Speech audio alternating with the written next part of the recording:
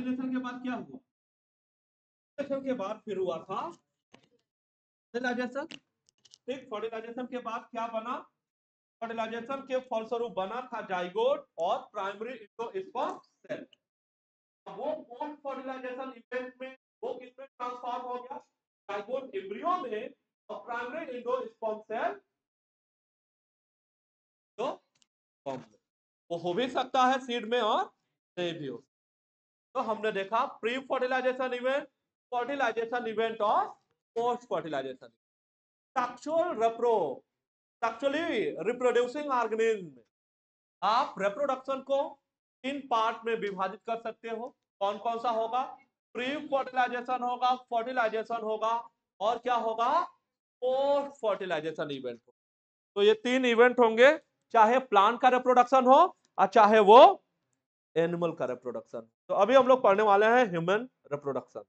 Okay, तो आप हमें ये बताइए कि human being sexually reproducing organism है कि ए सेक्सुअल रिप्रोडक्शन भी परफॉर्म कर सकता है, कि दोनों होगा, सेक्सुअल और एसेक्सुअल? ह्यूमन बीइंग जो है वो सेक्सुअली रिप्रोड्यूसिंग ऑर्गेनिज्म है कि ए सेक्सुअल रिप्रोडक्शन भी कर सकता है, कि दोनों? हाँ, सिर्फ और सिर्फ कैसा रिप्रोडक्शन पॉसिबल है? सिर्फ और सिर्फ सेक्सुअल रिप्रोडक्शन पॉसिबल है, ए सेक्सुअल रिप्रोडक्शन पॉसिबल नहीं है।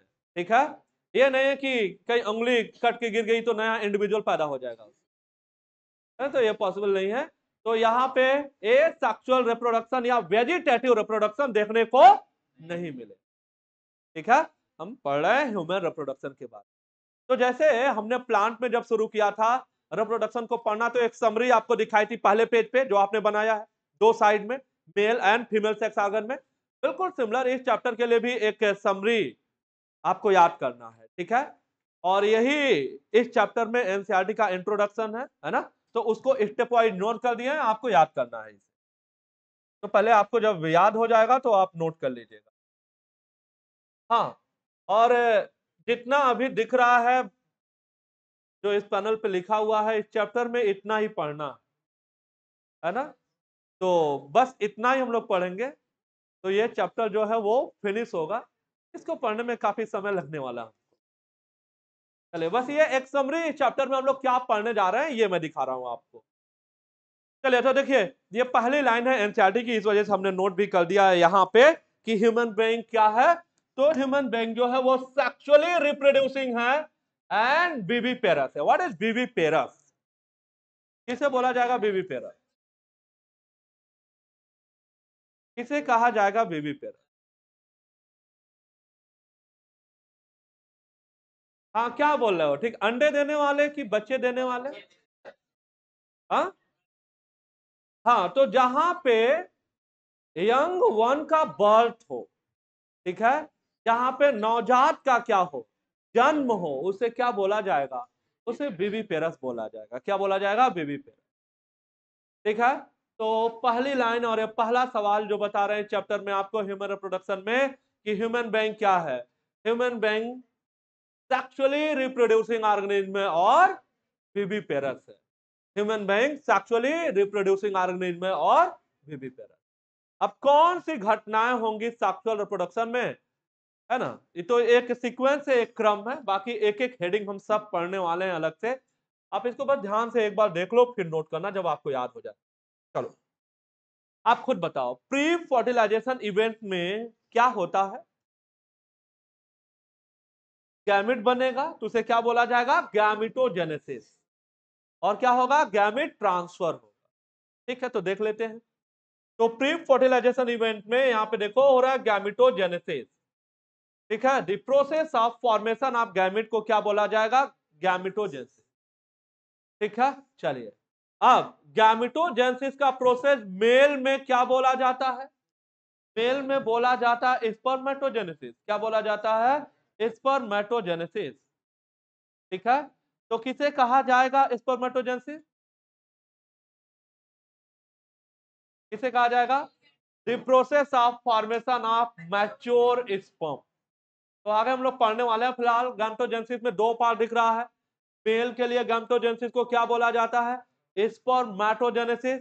एंड फीमेल के लिए गैमेटोजेनेसिस को क्या बोला जाता है? oogenesis। गैमेट फॉर्मेशन का कार्य होता है प्राइमरी सेक्स ऑर्गन का। इस वजह से आप देखिए मेल में प्राइमरी सेक्स ऑर्गन क्या है? टेस्टिस है। और फीमेल का क्या है प्राइमरी सेक्स ऑर्गन? ओवरी है। तो कहां होगा स्पर्मेटोजेनेसिस? टेस्टिस में। कहां होगा oogenesis? ओवरी में। बोला पहला इवेंट कौन सा है? गैमेटोजेनेसिस। मेल में गैमेटोजेनेसिस को क्या बोला जाएगा? स्पर्मेटोजेनेसिस। फीमेल में क्या कहा जाएगा? oogenesis। गैमेटोजेनेसिस के बाद क्या बनेगा? मेल गैमेट बनेगा, है ना? क्या है मेल गैमेट? ये स्पर्मेटोजोआ। मैच्योर स्पर्म को क्या बोला जाता है? स्पर्मेटिड बोला जाता है कि स्पर्मेटोजोआ? मैच्योर स्पर्म को बोला जाता है स्पर्मेटोजोआ। तो ये क्या बना हुआ? स्पर्मेटोजोआ। और मैच्योर हो गया तभी तो क्या बोला जा रहा? Male gamete. ओके। और यहां देखो क्या बना होगा? Female gamete. Female gamete. तो ये प्रोड्यूस हुआ, है ना, मेल और फीमेल गैमेट। अब मेल और फीमेल गैमेट का फ्यूजन होगा जिसे क्या बोला जाएगा? फर्टिलाइजेशन। ठीक है। लेकिन इससे पहले आप देख रहे हैं मेल और फीमेल गैमेट दो अलग अलग बॉडी में प्रोड्यूस हुए हैं, है ना, मेल के बॉडी में, फीमेल के बॉडी में। ठीक है। तो अब यहां पे गैमेट ट्रांसफर के लिए यहां पे एक इवेंट है जिसे क्या बोला जाता है? इस इवेंट को बोला जाता है इंसेमिनेशन। क्या बोला जाता है? इंसेमिनेशन। इंसेमिनेशन कहने का मतलब है कि स्पर्मेटोजोआ को मेल गैमेट को कहां रिलीज करना होता है? फीमेल जेनिटल ट्रैक्ट में। ठीक है, कहां? फीमेल जेनिटल ट्रैक्ट में।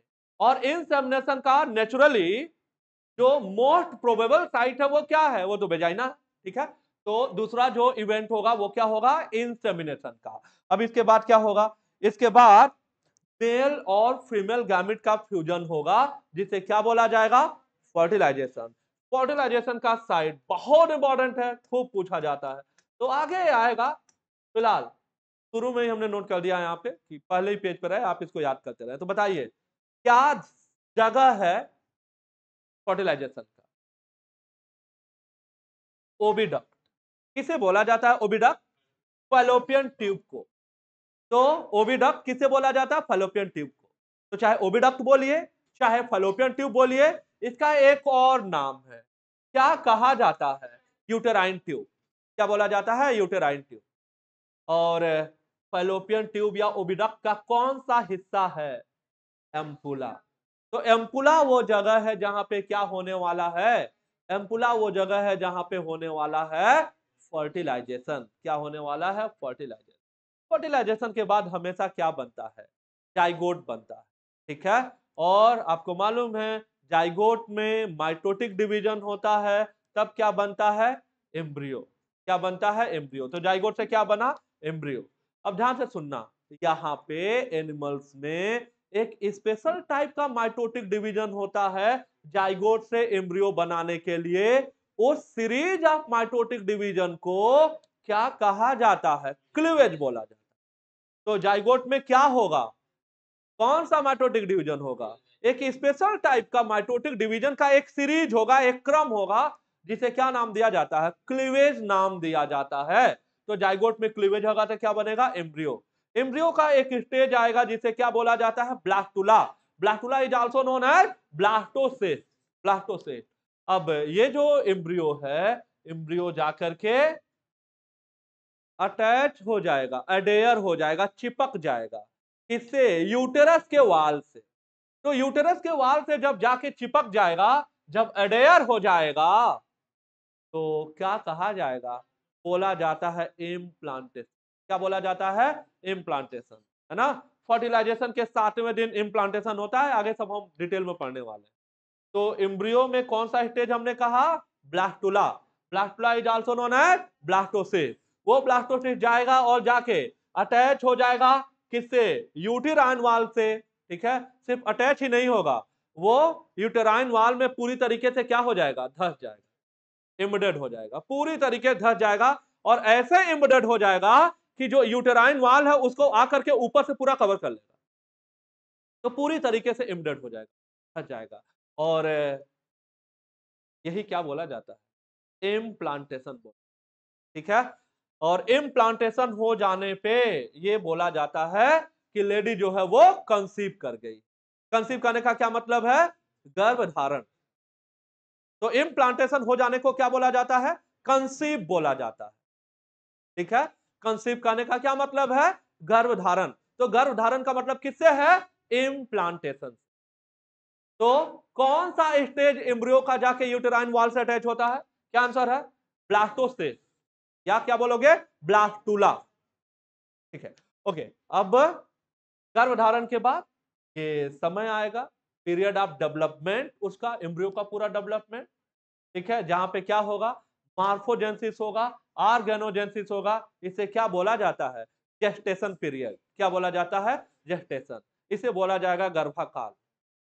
ओके, तो इसे जेस्टेशन कहा जाएगा। और जेस्टेशन के बाद गर्भकाल में जब वो समय पीरियड पूरा हो जाएगा, ऑर्गेनोजेंसिस हो चुका होगा, अब ह्यूमन बीइंग के केस में कहने का हम ये बोल सकते हैं कि बेबी जो है वो अब मैच्योर हो चुका है। मैं एडल्ट नहीं बोल रहा हूँ, मैच्योर बोल रहा हूँ। एडल्ट 18 साल पे, मैच्योर बोल रहा हूँ। तो मैच्योर हो जा रहा है। अब मैच्योर होने के बाद क्या होगा? अब मैच्योर हो गया तो अब यूटेराइन कैविटी में क्यों आना चाहेगा? बाहर आना चाहेगा, बाहर की दुनिया देखना चाहेगा। क्या बोला जाएगा? पार्चुरेशन। क्या बोला जाएगा? पार्चुरेशन, या क्या कहा जाएगा? Explosion of baby. क्या बोला जाएगा? एक्सप्लोजन ऑफ बेबी, या उसी को क्या बोला जाएगा? डिलीवरी। सबसे कॉमन टर्म डिलीवरी। ओके, यह है पार्चुरेशन, डिलीवरी या एक्सप्लोजन। तो यह है पार्चुरेशन। कहां से शुरू हुआ है? शुरू हुआ है ये इवेंट कहां से? गैमेटोजेनेसिस से। कहां फिनिश हो रहा है? पार्चुरेशन। ठीक है, पार्चुरेशन। पार्चुरेशन के बाद जो यंग वन है वो मदर के मिल्क से नरिश होगा, और इसी के साथ ये चैप्टर क्या हो जाएगा? फिनिश हो जाएगा। ठीक है ना? चलिए, तो गैमेटोजेनेसिस से शुरू हुआ है। ये पहले ही पेज पे रहेगा, ये है समरी इस चैप्टर की। इसको जल्दी से आप नोट करिए। देखिए, सबसे पहला पॉइंट ये है, चलिए दो पार्ट में आप बड़ा कर दे रहा हूं।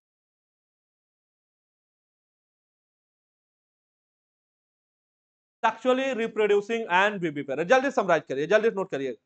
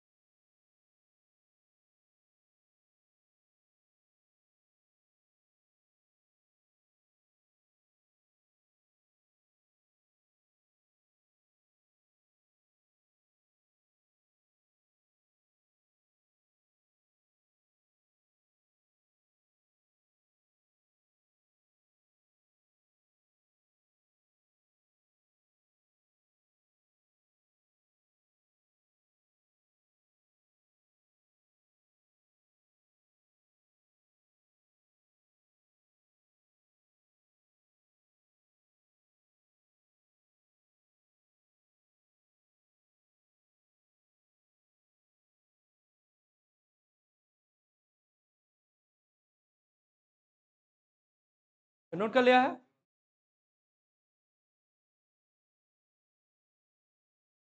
चलिए, तो कौन कौन से इवेंट हैं? ठीक है, इवेंट्स का करेक्ट सीक्वेंस क्या है? पहला क्या, कहां से शुरू किया है? गैमेटोजेनेसिस। फिर क्या है?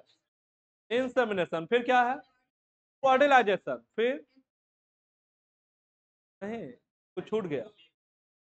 फर्टिलाइजेशन के बाद कौन सा इवेंट आएगा? क्लीवेज आएगा, है ना? क्लीवेज आएगा। फिर इम्प्लांटेशन। फिर पार्चुरेशन। ठीक है, देखते हैं क्या दिया हुआ है। ठीक है, जो इंट्रोडक्शन वाला पार्ट है फिनिश कर लिया ना?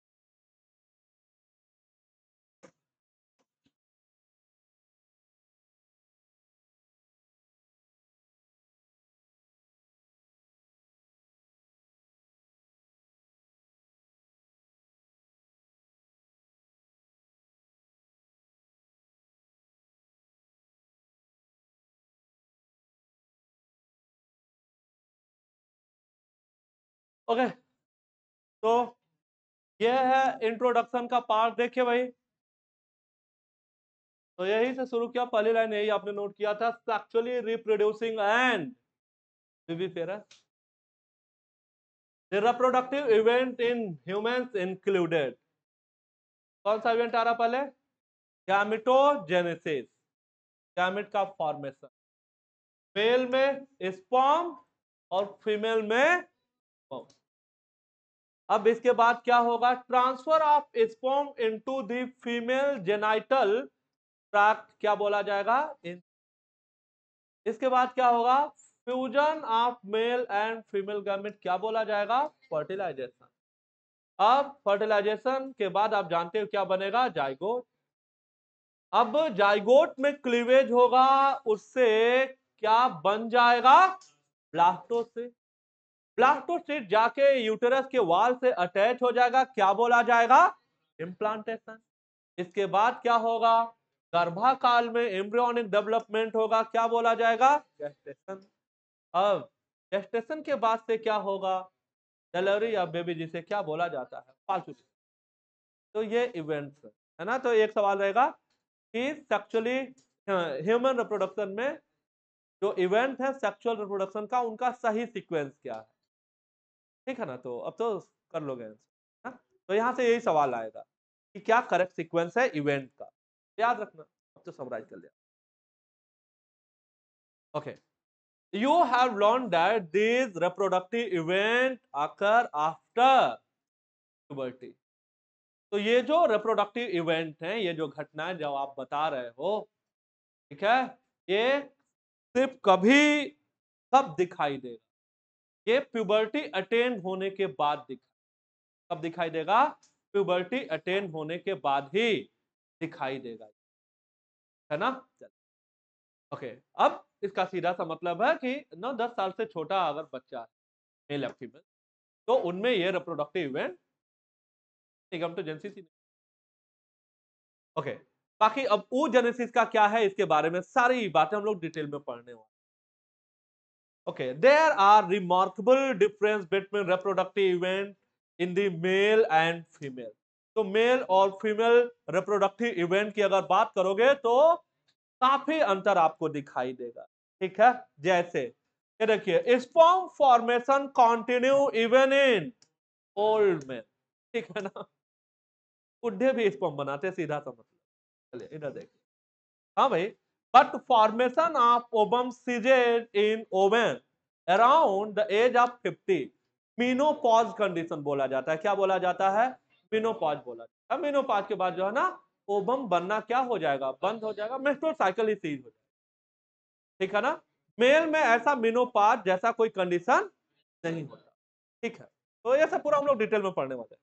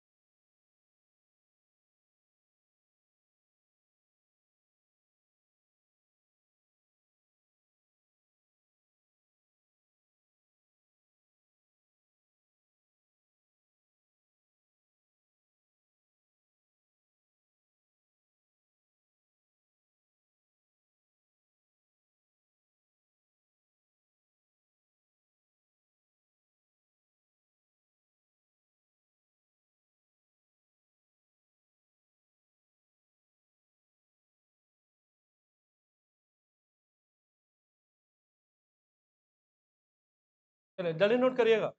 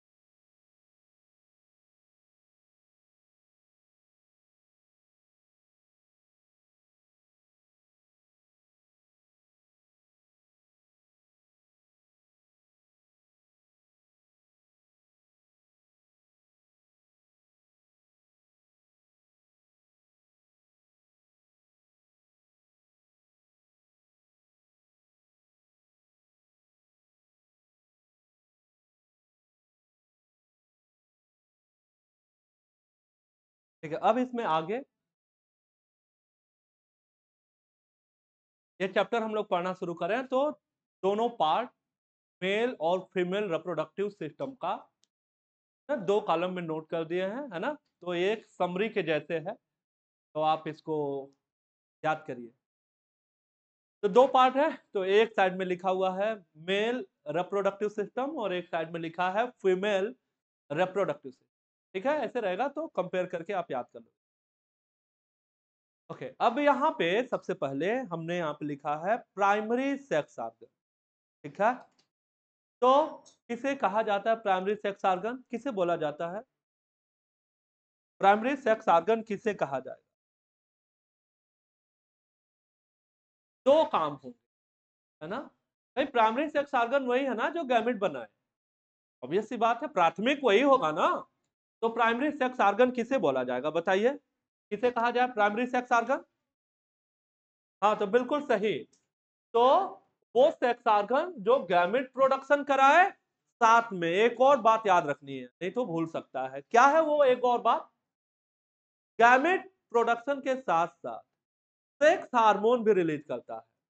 गैमेट प्रोडक्शन के साथ साथ सेक्स हार्मोन भी रिलीज करता है, और इसी को क्या बोला जाएगा? Primary sex organ. तो प्राइमरी सेक्स ऑर्गन का क्या कार्य है? गैमेट का प्रोडक्शन, है ना, with release of sex hormone. क्या मेल में मेल सेक्स हार्मोन, फीमेल में फीमेल सेक्स हार्मोन। चलिए तो देख लेते हैं क्या है प्राइमरी सेक्स ऑर्गन मेल का। ऑब्वियस है, तो क्या होगा? एक पेयर टेस्टिस। हम क्या कहें, अगर हम कहें कि फीमेल में क्या है प्राइमरी सेक्स ऑर्गन, तो आंसर ओवरी है। ठीक, क्या डिफरेंस है? Testis extra abdominal organ. ठीक है, क्या मतलब हुआ एक्स्ट्रा एब्डोमिनल का? एब्डोमिनल कैविटी से बाहर। तो एब्डोमिनल कैविटी से बाहर एक पाउच लाइक स्ट्रक्चर में पाया जाता है, जिसे क्या बोला जाता है? स्क्रोटम। क्या बोला जाता है? स्क्रोटम। इसका भी एडवांटेज है ना, अभी सब पढ़ने वाले क्यों स्क्रोटम में होना जरूरी। ओके, और फीमेल रिप्रोडक्टिव सिस्टम की बात करोगे तो प्राइमरी सेक्स ऑर्गन क्या होगा? ओवरी है एक पेयर, और ओवरीज कहां है? एब्डोमिनल कैविटी में। तो याद रखेंगे इंट्रा एब्डोमिनल नहीं बोला जाता है। एब्डोमिनल कहने का मतलब ही हो गया एब्डोमेन में, इंट्रा लगाने की जरूरत नहीं। एब्डोमिनल कहने का मतलब ही क्या हो गया? एब्डोमेन में। और एक्स्ट्रा एब्डोमिनल कहने का मतलब हुआ कि एब्डोमेन के बाहर, एब्डोमिनल कैविटी के बाहर है। तो ये एक्स्ट्रा एब्डोमिनल हो गया, और ये कैसा ऑर्गन है? ओवरी कैसा ऑर्गन है? एब्डोमिनल। अब इसके बाद ये देखिए हमने क्या क्या नोट किया है। तीन सेगमेंट है इसमें। एक है एसेसरी डक्ट, एसेसरी ग्लैंड, और एक्सटर्नल जेनाइटेलिया। ठीक है, जेनाइटल्स का वो हिस्सा जो बाहर से विजुअल हो उसे क्या बोला जाएगा? एक्सटर्नल जेनाइटेलिया कहा जाएगा। जो बॉडी सरफेस पे दिखाई दे उसे क्या बोला जाएगा? एक्सटर्नल जेनाइटेलिया बोला जाएगा। तो एसेसरी डक्ट हो गया, एसेसरी ग्लैंड हो गया, और एक्सटर्नल जेनाइटेलिया हो गया, दोनों साइड में। एसेसरी डक्ट हो गया, एसेसरी ग्लैंड हो गया, और एक्सटर्नल जेनाइटेलिया हो गया। ठीक है, अगर इसको आप टेक्निकली जानना चाह रहे हो तो इसे क्या बोला जाएगा? Secondary sex organ.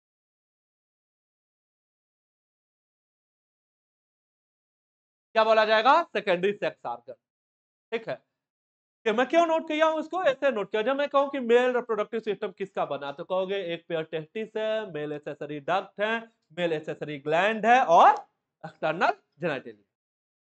अब उन सबके पार्ट अलग अलग दिखा रहे हैं, है ना। ये समरी इंपॉर्टेंट है अगर आप इस चैप्टर पे अपना पकड़ बनाना चाहते हैं। छोटे छोटे सवाल आपसे गलत होते रहे बार बार, तो इसको ध्यान से आप देखिए। तो क्या होगा सेकेंडरी सेक्स ऑर्गन? क्या लग रहा है आपको, किसे कहा जाए secondary sex organ? Primary sex organ का तो काम बता दिया आपको, गैमेट का प्रोडक्शन।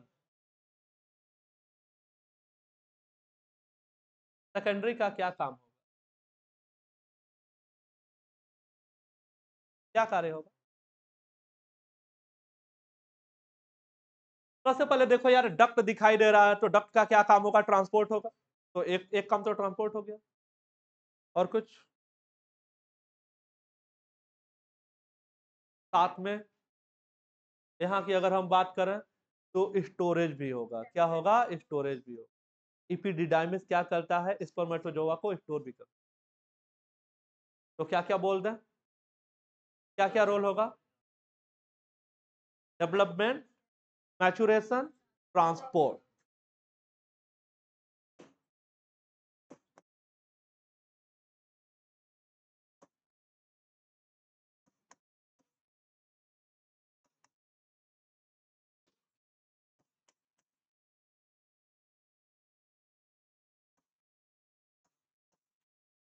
किसके मैचुरेशन, डेवलपमेंट और ट्रांसपोर्ट की बात हो रही है? ऑब्वियस है गैमेट की बात करेंगे, और किसकी बात?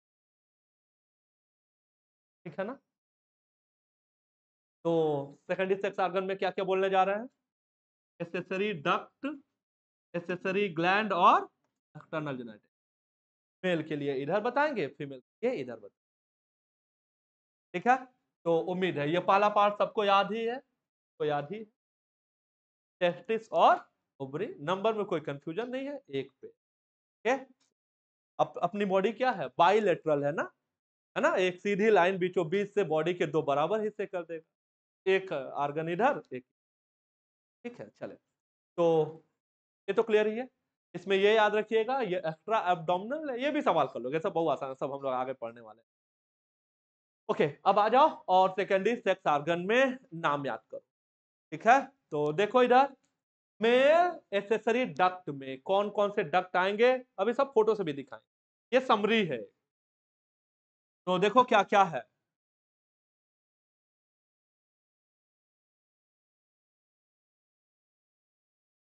चलो देखो इधर, यहां देखो, यहां देखो, मेल एक्सेसरी डक्ट, वही मेल सेक्स एक्सेसरी डक्ट, वही बात है। मेल, अच्छा एक्सेसरी का मतलब ही क्या है? सहायक, तभी तो सेकेंडरी सेक्स ऑर्गन। तो एक्सेसरी डक्ट में क्या क्या है, ये नोट किया है जो एनसीईआरटी में लिखा। क्या क्या है?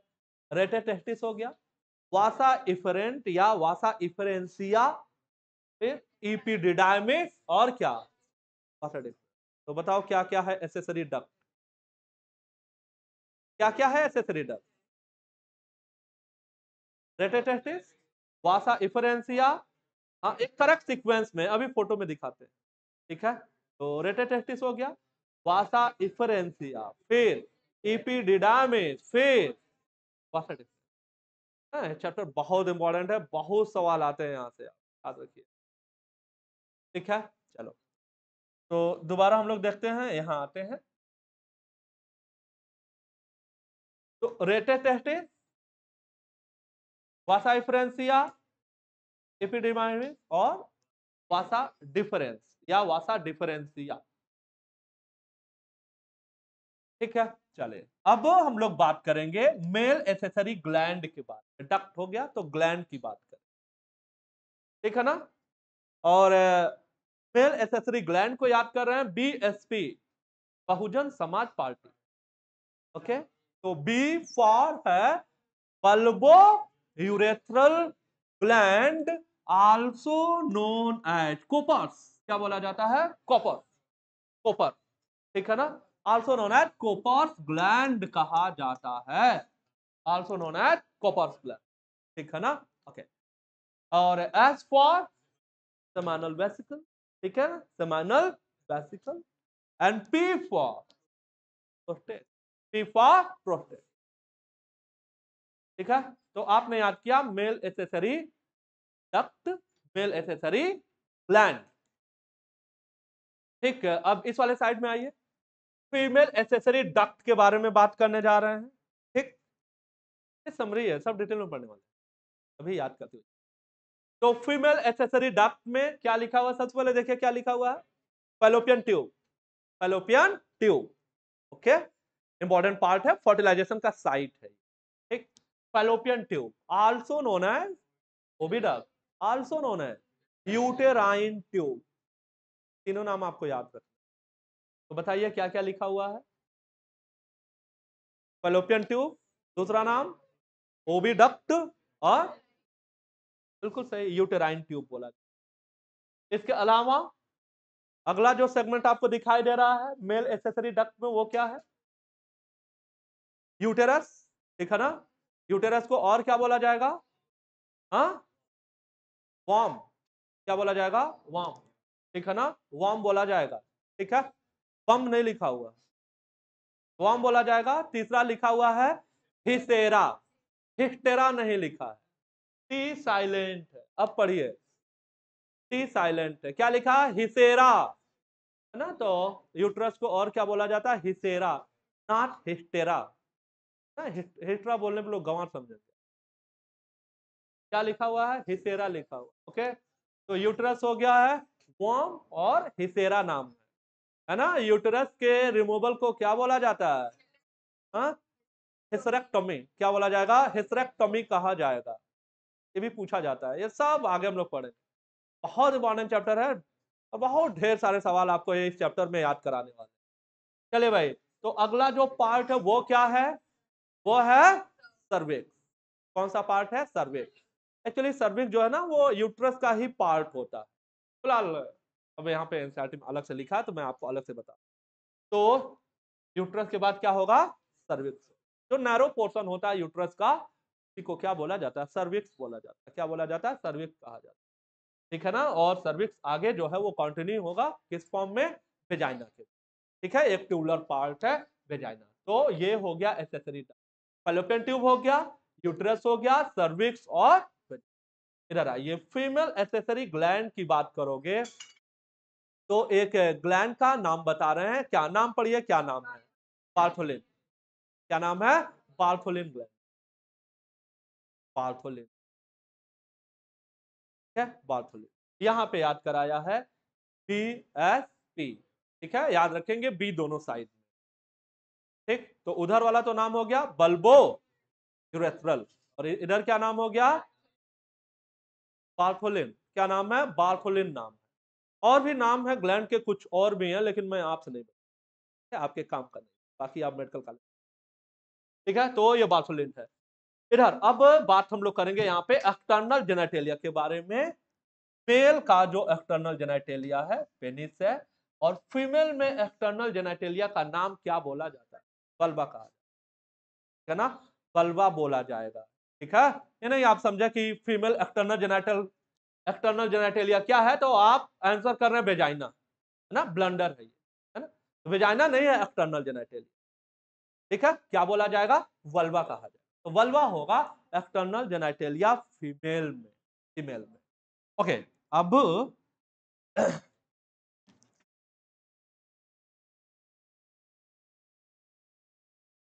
अब मैं उन स्ट्रक्चर के नंबर नोट करूंगा जिन्हें पूछा जाता है कि पेयर्ड है कि अनपेयर्ड। ओके, तो फैलोपियन ट्यूब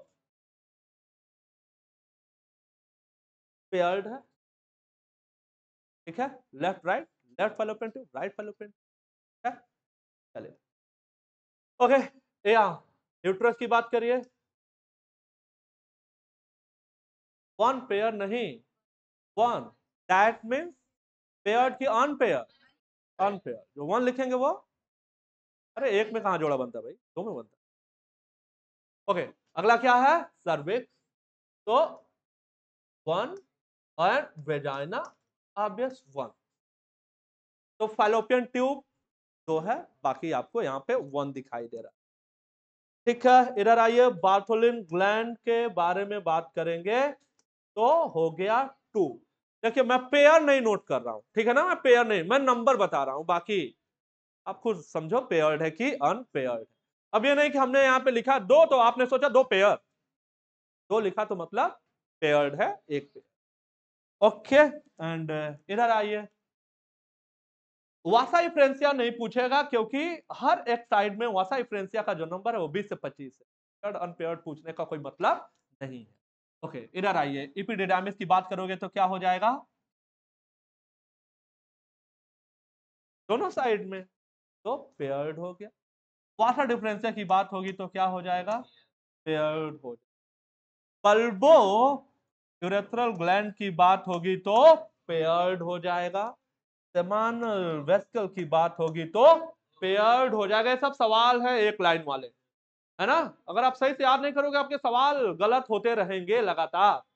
चलो इधर आइए, और हाँ देखो इधर इंपॉर्टेंट है, प्रोस्टेट जो है ना वो पेयर्ड नहीं है। कैसा स्ट्रक्चर है? अनपेयर्ड। तो प्रोस्टेट क्या होगा?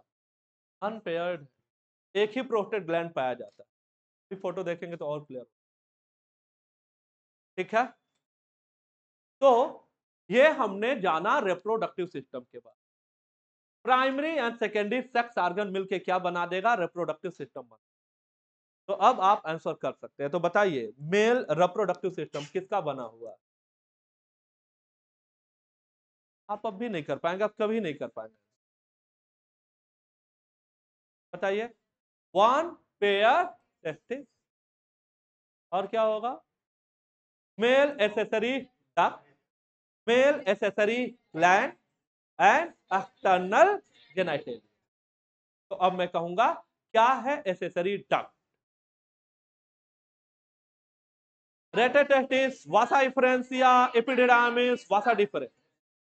ठीक बात है। क्या है ग्लैंड? मेल की बात कर, पीएसपी, बल्बो यूरेथ्रल। पीएसपी को अलग कलर से कर लीजिएगा। तो बल्बो यूरेथ्रल आल्सो नोन है कुपर्स ग्लैंड। दूसरा बताइए। बिल्कुल सही, सेमानल वेसिकल। तीसरा बताइए। प्रोस्टेट। कौन अनपेयर्ड है? हाँ बिल्कुल सही, प्रोस्टेट क्या अनपेयर्ड, बाकी दोनों जो है वो पेयर्ड। क्या पेयर? ठीक है, इधर फीमेल एसेसरी डक्ट में आइए। क्या क्या बताना? Fallopian tube also known as oviduct, also known as uterine tube. दूसरा क्या है? यूटेरस। और क्या बोला जाता है? वार्म बोला जाता है। वार्म के साथ साथ हितेरा भी कहा जाता है। आगे बढ़िए। सर्विक्स हो गया, आगे वेजाइना। ठीक है, अब ग्लैंड पे आइए। तो एक पेयर जो है बार्थोलिन ग्लैंड है। ठीक है, एक्सटर्नल जेनिटलिया को वल्वा कहा जाता है फीमेल में, आप याद रखिए, है ना। तो ये हमने जाना male and female sex organ के बारे में। ठीक है, इधर आइए एक पार्ट और बता दें।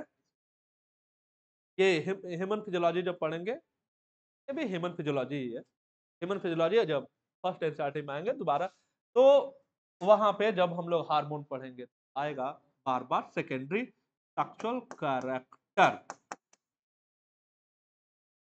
ठीक है ना। तो क्या होता है सेकेंडरी सेक्सुअल कैरेक्टर? कुछ ऐसे फीचर्स होंगे जो जेंडर से जुड़े, जो मेल और फीमेल होने से। ठीक है, और ये किस वजह से होगा? ये हार्मोन के इन्फ्लुएंस से, ये मेल सेक्स हार्मोन के इन्फ्लुएंस से फीमेल का secondary sexual character female sex hormone के इन्फ्लुएंस। क्या है फीमेल सेक्स हार्मोन? एस्ट्रोजन। और मेल का एंड्रोजन। और उसी का एक एग्जांपल होता है टेस्टोस्टेरोन। ठीक है, तो कुछ एग्जांपल मैं नोट करूंगा, इससे क्लियर होगा क्या होता है सेकेंडरी सेक्सुअल कैरेक्टर। ओके, जैसे मैं वॉइस की बात करूं तो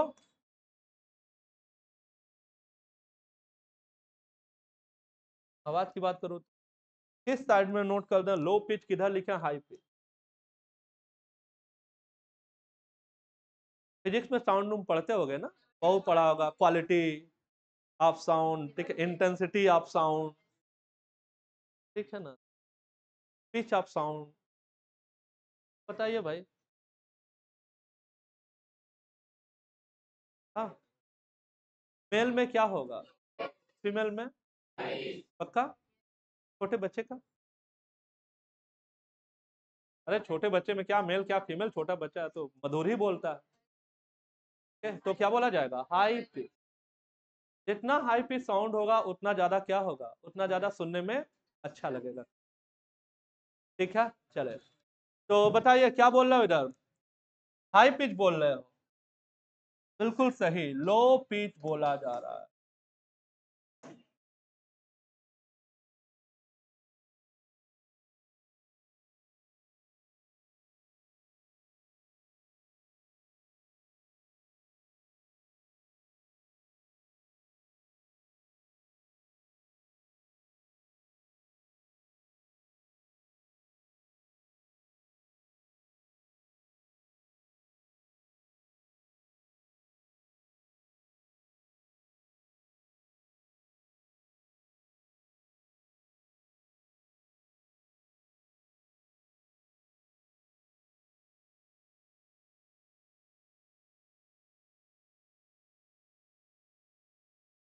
चलिए देखिए यहाँ पे एक और नोट किए हैं, ज्यादा नोट भी नहीं करना, तो बहुत पूरा लंबा लिस्ट है। चलिए दूसरा क्या लिखा है, बेयर, और दूसरा क्या है, दाढ़ी मूछ। ओके, तो ये हो गया सेकेंडरी सेक्सुअल कैरेक्टर। हाँ ये सवाल इंपॉर्टेंट, ध्यान से सुनिए जरा। मेमोरी ग्लैंड जो है, ब्रेस्ट जो है, ये सेकेंडरी सेक्सुअल कैरेक्टर है। ठीक है, तो ये सवाल भी पूछता है, कहता है कि ब्रेस्ट जो है, जो मेमोरी ग्लैंड है, मेमोरी लिखा है, मेमोरी नहीं, memory, है ना, मैमेलिया से आया। तो मेमोरी ग्लैंड अगर है, ठीक, तो वो सेकेंडरी सेक्सुअल कैरेक्टर है कि सेकेंडरी सेक्स ऑर्गन। ऑब्वियस है, हमने कहा नोट किया सेकेंडरी सेक्सुअल कैरेक्टर। ध्यान से सुनिए, अगर ऑप्शन में चारों ऑप्शन पढ़ने के बाद अगर आपको सेकेंडरी सेक्सुअल कैरेक्टर नहीं मिला, तो आप मेमोरी ग्लैंड को कहां टिक कर दोगे, सेकेंडरी सेक्स ऑर्गन। लेकिन कब, जब सेकेंडरी सेक्सुअल कैरेक्टर ऑप्शन में नहीं रहेगा तब टिक करिएगा। ठीक है, तो मेमोरी ग्लैंड जो है, ब्रेस्ट जो है, वो सेकेंडरी सेक्सुअल कैरेक्टर है, याद रखें।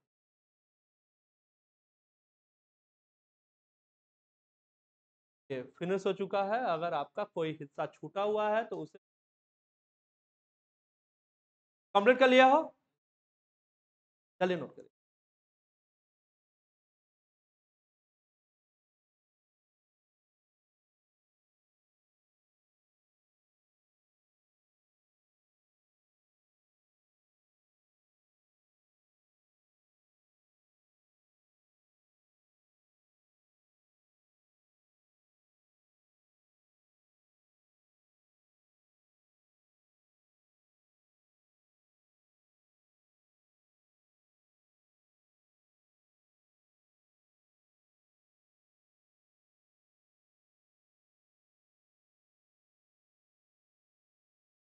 फिनिश कर लिया,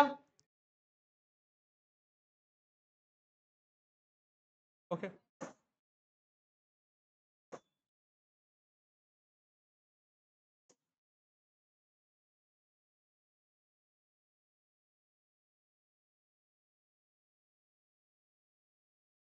हेलो, तो चाहे मेल या चाहे फीमेल, जो रिप्रोडक्टिव सिस्टम है लोकेटेड होता है किस रीजन में, पैल्विक रीजन। कौन सा रीजन है, पैल्विक रीजन। ठीक है, तो ये है अपने बॉडी के पार्ट। हमने क्या होल्ड करके रखा है, ये क्या है, क्या होल्ड किया है, ये क्या पकड़ा है, ये क्या पूरा पकड़ा, क्या होल्ड किया था, क्या एस्कल पकड़ा है, क्या ये एस्कल है, हाँ या ना, हाँ, नहीं ना, ये क्या पकड़ा था, हेड है, ये क्या है, हेड है। हेड का जो कंकाल है उसे क्या बोला जाता है, उसे एस्कल बोला जाता है। तो कंकाल कहाँ पकड़ा था, हेड। अब कंकाल देखने के लिए स्किन हटाना पड़ेगा, फैट हटाना पड़ेगा, मसल हटाना पड़ेगा, तब जाके क्या है, तब जाके सिर्फ हड्डियां बचेंगी यहाँ पे। ठीक बात है ना। तो ये क्या है, ये हेड वाला पोर्शन है। हेड का जो स्केलेटल है ना, हेड का जो ढांचा है हड्डियों का, उसे बोला जाता है स्कल। क्या बोला जाता है, स्कल का। तो पढ़ेंगे फिजियोलॉजी में पूरा। ठीक है, तो पहला पोर्शन हो गया। दूसरा वाला पोर्शन, ये वाला पोर्शन, तो ये क्या है, नेक वाला पोर्शन। नेक वाले पोर्शन को सर्वाइकल रीजन भी बोला जाता है, याद रखिएगा। ये सर्वाइकल रीजन, ये सर्विक्स वाला नहीं है जो हम पढ़ के अभी आए, तो दोनों अलग अलग है। ठीक है, उसको भी सर्वाइकल, क्या हो गया, नहीं पढ़ोगे क्या, जाहिल हो क्या। तो सर्वाइकल वहां भी बोला जाता है, यहां भी सर्वाइकल बोलते हैं, स्पेलिंग भी कोई अंतर नहीं है ना। लेकिन समझने वाला समझ रहा, क्या पढ़े लिखे होशियार आदमी, भाई गले की बात हो रही तो तब सर्वाइकल बोल रहे हो, और वहां फीमेल रिप्रोडक्टिव ट्रैक की बात हो रही तब सर्वाइकल बोल रहे हो। अब किस जगह है आप टर्म यूज कर रहे हो उसी से। तो ये नेक वाला रीजन सर्वाइकल रीजन है। ठीक है, अगला पोर्शन ये वाला। ठीक है, ये पोर्शन, ये कौन सा पार्ट है, हाँ, क्या बोला जाएगा इसे? हेड हो गया, नेक हो गया, ये है थोरैक्स। क्या स्पेलिंग है थोरैक्स की? THOR, ही नहीं, ए, तो आर है। ठीक है, थोरैक्स। ठीक है, तो ये है थोरैक्स। और अपने शरीर का जो मोस्ट इंपॉर्टेंट वाइटल ऑर्गन है, ब्रेन तो है ही, हाँ, जो और मोस्ट इंपॉर्टेंट वाइटल ऑर्गन है, जैसे हार्ट हो गया, जैसे फेफड़े हो गए, ये सब कहाँ है? ये थोरैसिक कैविटी में है। कहाँ पे है? थोरैसिक कैविटी, है ना। थोरैसिक कैविटी के बाद से अगला जो पोर्शन आएगा, ये हाथ अपने अपना, ये हाथ, ये पाम हमने कहाँ रखा है? कहाँ रखा है? पेट पे रखा है? नहीं, पेट पे नहीं रखा है। ये कहाँ रखा है? एब्डोमेन, है ना। तो ये एब्डोमेन है। पेट का मतलब होता है स्टमक। अब स्टमक छूने के लिए जो एंटीरियर वॉल है ना, तो फाड़ना पड़ेगा तब टच कर पाएंगे स्टमक। क्या? तो ये है एब्डोमिनल पोर्शन। एब्डोमिनल पोर्शन के बाद ये वाला जो हिस्सा आ रहा है, ये पूरा हिस्सा, यही क्या?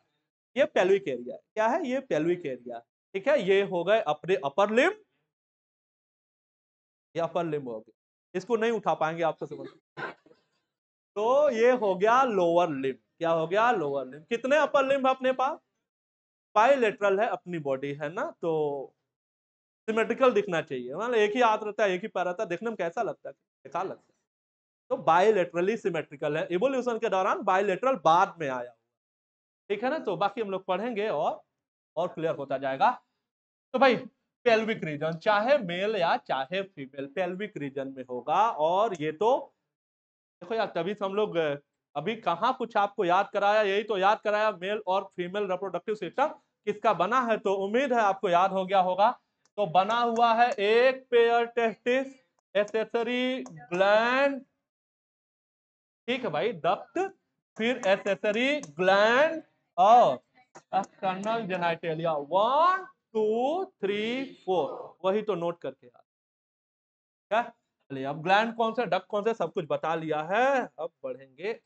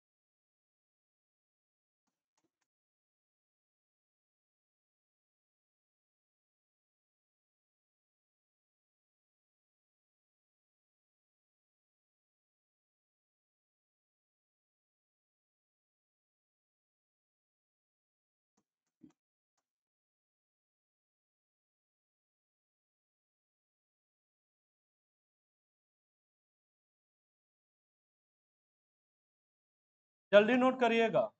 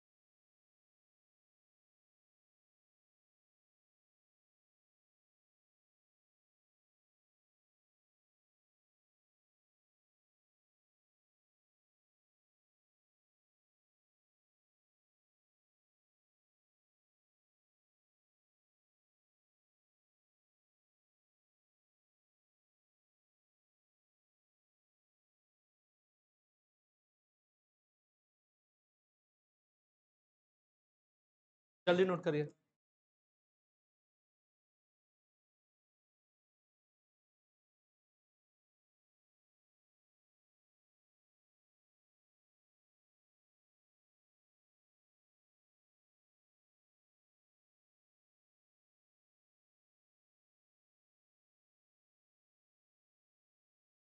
चलिए पहले पढ़ लेते हैं फिर नोट। जैसे हमने पढ़ा था sexual reproduction in flowering plant में ना, क्या हेडिंग था पहली हेडिंग क्या थी उसमें? Male sex organ. ठीक है ना, याद आया ना? तो यहां पर भी क्या लिखा हुआ है? Primary sex organ. तो प्राइमरी सेक्स ऑर्गन जिसके बारे में बात हो रही है, आगे टेस्टिस लिखा तो आप समझ गए होंगे मेल। ठीक है, तो प्राइमरी सेक्स ऑर्गन मेल में टेस्टिस है, इसी के बारे में बात कर। चैप्टर बहुत इंपॉर्टेंट, बहुत सवाल है इसमें, तो याद करते हुए चलिए। चलिए तो यहां से शुरू कर लो, ये सब बातें आप जानते ही हो। क्या लोकेशन है?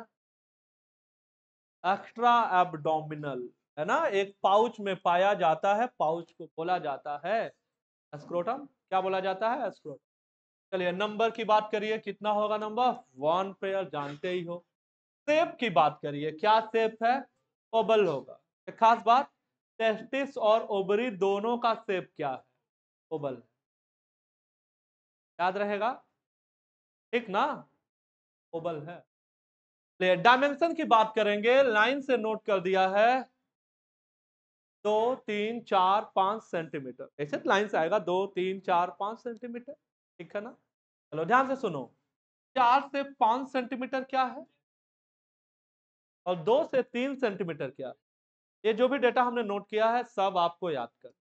ठीक है, जो लाइनें यहाँ पे एनसीईआरटी के बाहर से एक या 2 3 पॉइंट जो यहाँ पे नोट किए हैं, वो सवाल पूछे जाते हैं, वो आपको आना चाहिए, है ना? क्रिप्ट आर्किडेज में आपको आना चाहिए, बहुत हिट सवाल है ना? आरक्यू पैक्सी आपको आनी चाहिए। 2 3 लाइनें जो हमने बाहर लिखा, आप जान रहे हो, एक भी लाइन में बाहर नहीं पढ़ा, तो ये सब सवाल जो है बहुत हिट है, आप याद रखिए। चलिए तो ये चारों पॉइंट क्लियर है, डायमेंशन क्लियर है, 2 3 4 5, तो 4 से 5 सेंटीमीटर लेंथ है, 2 से 3 सेंटीमीटर क्या बिल्कुल। कहां डेवलप हुआ है ये? Abdominal cavity. हाँ, डेवलपमेंट कहां हुआ है? अब्डोमिनल कैविटी में हुआ। ठीक है, जब मेल अपने मदर के यूट्रस में होता है तो 7 महीने से पहले, आप समझ लीजिए 9 मंथ में पूरा जो है डेवलपमेंट कंप्लीट हो जाता है। 7वें महीने में, 7th मंथ में, टेस्टिस एब्डोमेन से निकल के कहा आता है? स्क्रोटम में।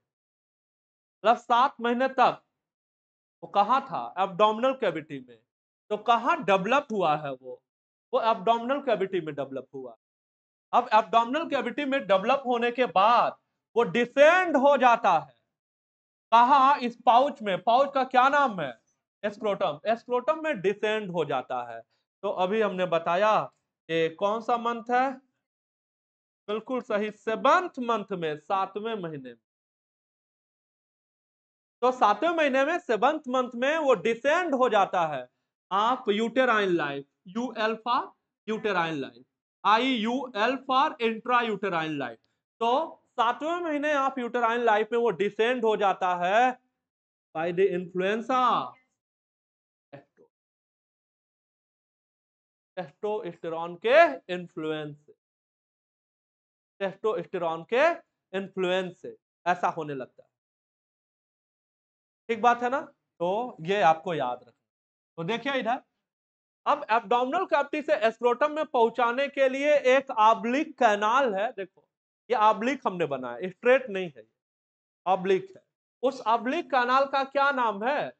इंग्वानल कैनाल है, जिससे ये डिसेंड हो गया है ना? यहाँ बना था, डिसेंड होके यहाँ आ गया है, आ गया एस्क्रोटम में। ठीक है, चलिए तो अब बर्थ के बाद क्या होगा? बर्थ के बाद ये इंग्वानल कैनाल जो वो खाली नहीं होता, उसमें क्या क्या पाया जाता है? उसमें पाया जाता है स्पर्मेटिड कार्ड। स्पर्मेटिड कार्ड क्या करता है? टेस्टिस जो स्क्रोटम है उसको किससे कनेक्ट किए रहता है? अब्डोमिनल कैविटी से। अगर आप जानना चाह रहे हैं कि भाई स्पर्मेटिड कार्ड में क्या होता होगा, तो वासा डिफरेंस होगा, है ना, आर्टरी होगा, वेन होगा, नर्व होगा, लिम्फेटिक होगा। ये सब कहाँ है? टेस्टिस को सप्लाई करने वाले ब्लड वेसल होने चाहिए ना, लिम्फेटिक वेसल होगा ना, आर्टरी, वेन, नर्व होना चाहिए ना, वो सब कहाँ है? वो सब है स्पर्मेटिक कार्ड में। तो टेस्टिस एब्डोमिनल कैविटी से एक कार्ड लाइक स्ट्रक्चर से जुड़ा हुआ है, उसका क्या नाम है? Spermatic cord. क्या नाम है? स्पर्मेटिक कार्ड नाम है। ठीक है, चलिए अब आप इधर आइए। यह है स्क्रोटम।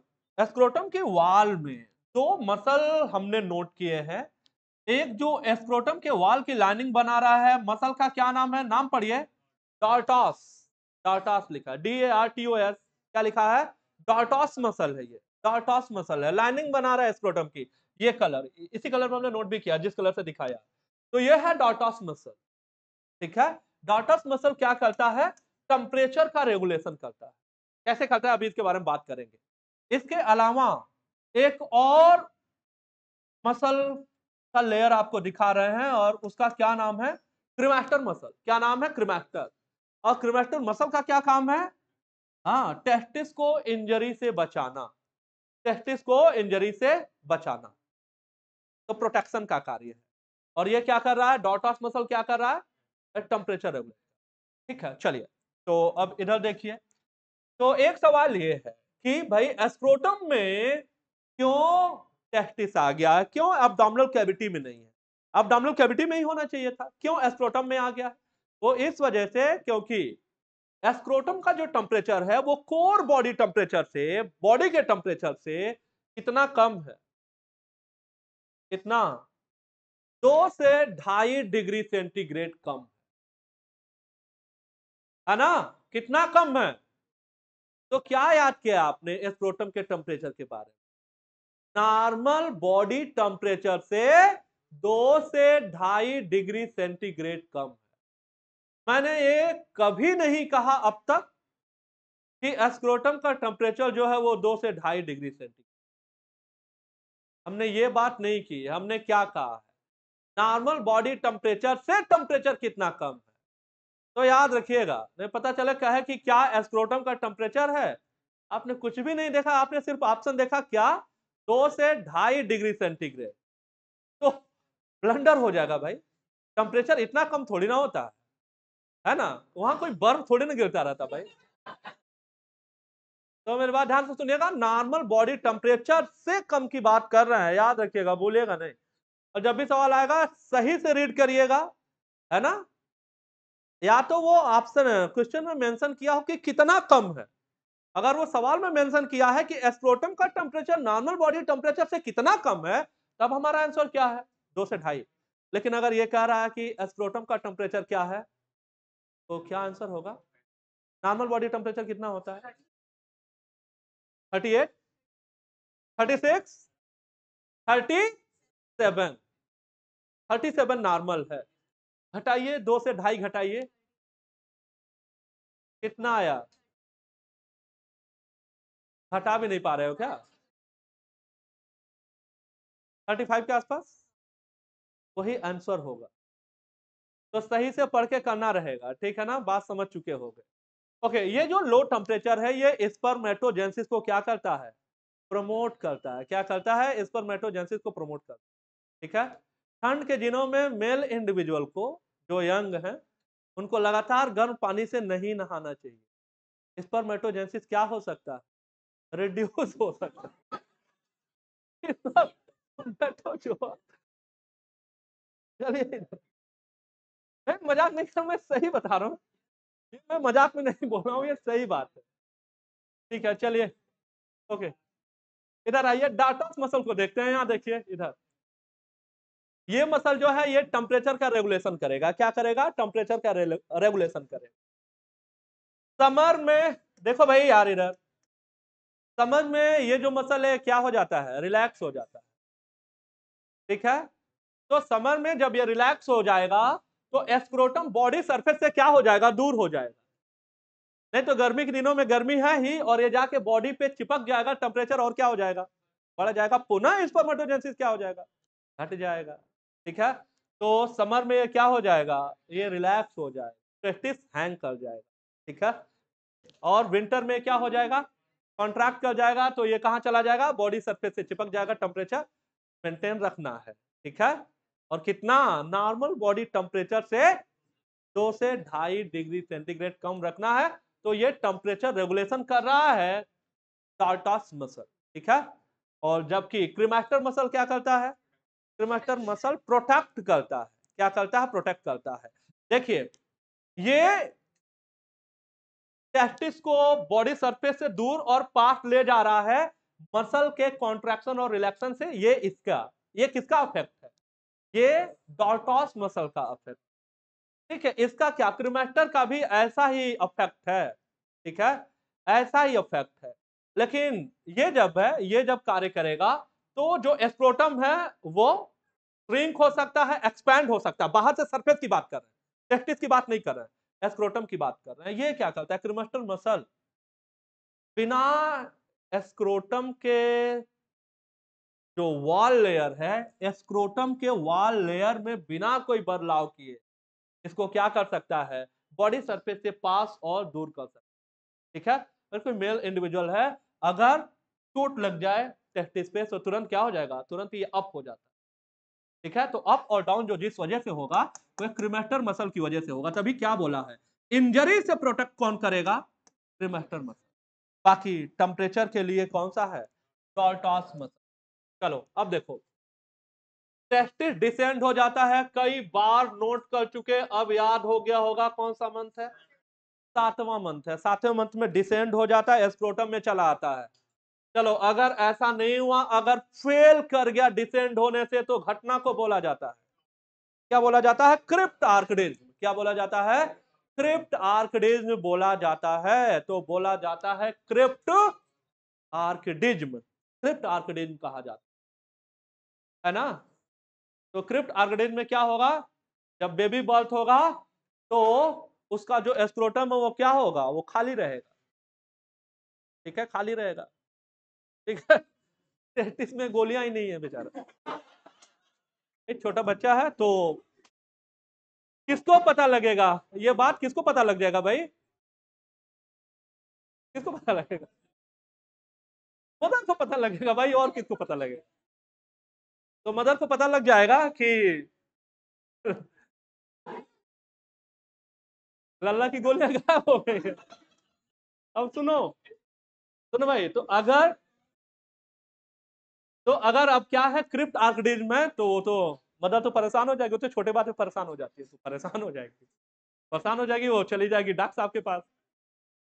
आप डॉक्टर साहब, और कोई मदर अपने बेबी को लेके आई और अभी उसका छोटा सा बच्चा है, 4-5-10 दिन में पता लग गया है, ठीक है। तो आप क्या करोगे, क्रिप्ट आर्कडिज्म में तो क्या किया जाएगा, क्या करोगे, क्या किया जाए, चलिए ध्यान से सुनिए क्या किया जाएगा।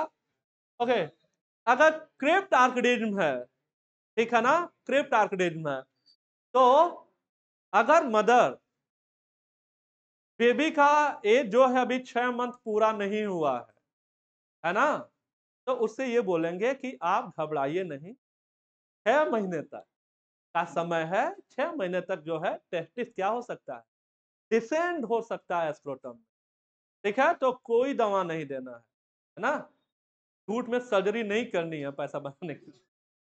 नहीं आप सोचे नहीं हम सर्जरी करके टेस्टिस को डिसेंड करा के ही मानेंगे स्क्रोटम, नहीं अभी कुछ नहीं करना है। तो 6 महीने तक वेट एंड वॉच, ठीक है, इंतजार करेंगे, ठीक है। तो क्रिप्ट आर्कडिज्म के बाद तो 6 मंथ का क्या होता है, वेट एंड इंतजार करते हैं, फिर देखते हैं क्या होता है। ओके, अगर 6 महीने तक अगर डिसेंड नहीं होगा तो सर्जिकली करेक्ट किया जाएगा। और देखो भाई, सवाल याद करो, क्रिप्ट आर्कडिज्म का सर्जिकल करेक्शन किस नाम से जाना जाता है, आर्कियोपेक्सी के नाम से। किस नाम से, आर्कियोपेक्सी के नाम से जाना जाता है। तो व्हाट इज क्रिप्ट आर्कडिज्म,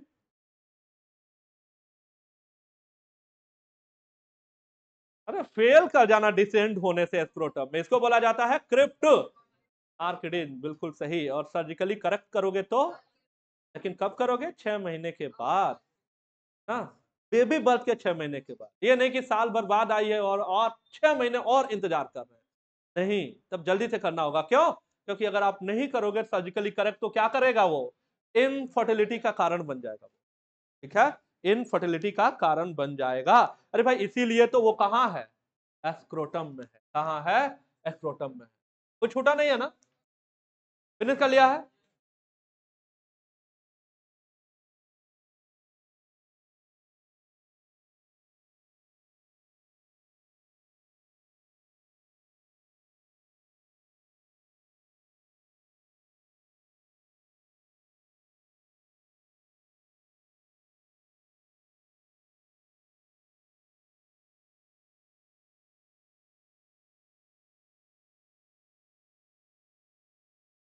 चलो, टेस्टिस सैचुरेटेड है आउट, क्या हुआ? नहीं पढ़ोगे क्या? जाओ ना, मैं पढ़ा के जाऊंगा जितना पढ़ा। तो टेस्टिस सैचुरेटेड है आउटसाइड एब्डोमिनल कैविटी, एक पाउच में क्या बोला जाता है? एस्क्रोटम। एस्क्रोटम हेल्प करता है, मेंटेन करता है लो टेम्परेचर टेस्टिस का, नॉर्मल इंटरनल बॉडी टेम्परेचर या नॉर्मल कोर बॉडी टेम्परेचर से कितना कम। याद रखना, सही से पढ़ के आंसर। और ये किसके लिए जरूरी है? नोट भी किया था वहां पे, ये स्पर्मेटोजेनेसिस के लिए जरूरी है। In adult is testis, shape याद करा लिया है? शेप याद करा लिया है? क्या शेप है? एक अंडे का शेप, अंडाकार। ठीक है ना? चलिए, तो ओबल है। क्या है? ओबल है। देखो डायमेंशन कैसे याद करा? 2 3 4 5, 2 3 4 5 किलोमीटर में नहीं है, मिलीमीटर में भी नहीं है, सेंटीमीटर में है। तो 2 3 4 5 सेंटीमीटर है। तो देखो 2 से 3 सेंटीमीटर क्या होगा? विड्थ होगा। 4 से 5 सेंटीमीटर क्या होगा? लेंथ होगा। ठीक है, इसी के आगे कंटिन्यू करेंगे।